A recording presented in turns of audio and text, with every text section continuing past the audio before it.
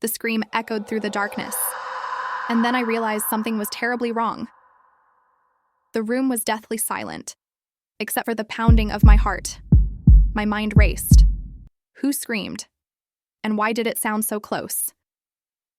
I pressed my back against the wall, inching forward, the floor creaking under each step. The air felt thick and suffocating, as though the house itself was alive, watching my every move. Then I heard it again, a faint rustling sound coming from the hallway. It wasn't just the wind. Someone, or something, was moving out there. "Did you hear that?" I whispered, feeling the walls closing in on me. My hands were shaking, but I had to move. Slowly, I stepped into the darkness. I had to know what was waiting for me. The floorboards groaned beneath my weight as I felt my way toward the hallway. And that's when it happened. Something cold brushed against my arm, cold and damp, like skin. I gasped, stumbling backward into the wall, my heart nearly stopping. Whatever it wasn't human. I stood frozen, every muscle in my body screaming at me to run, but I couldn't move. I turned my head slowly, eyes straining to see in the pitch-black room. My breath caught in my throat when I saw it, a faint, eerie glow coming from the far corner.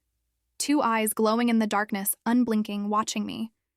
They weren't human eyes. I reached out instinctively, desperate to find something, anything, to defend myself. But before I could act, the eyes disappeared. The room fell silent again, save for the pounding of my heart in my ears. That's when I heard it, a whisper. "You shouldn't have come here." The voice was soft, barely more than a breath, but it felt like a dagger to my chest. It was as if whoever, or whatever it was, knew me. Knew why I was here, even though I didn't. And then suddenly, a gust of wind rushed through the room, slamming the door shut with a deafening bang. I spun around, my back against the wall, every nerve in my body on edge. The door was now covered in strange markings, symbols I couldn't understand, etched deeply into the wood as if they'd been there for centuries. I reached for the handle, but it wouldn't budge. I was trapped. I backed away from the door, my pulse racing. What was happening? And who, or what, was trying to keep me here? Then, from behind the door, I heard something, or someone. Faint, but unmistakable. The sound of breathing. Slow, heavy breaths, like someone standing just inches away on the other side. "Is someone there?" I whispered, my voice shaking. But there was no answer, just the breathing, getting louder, closer, until it was right behind the door.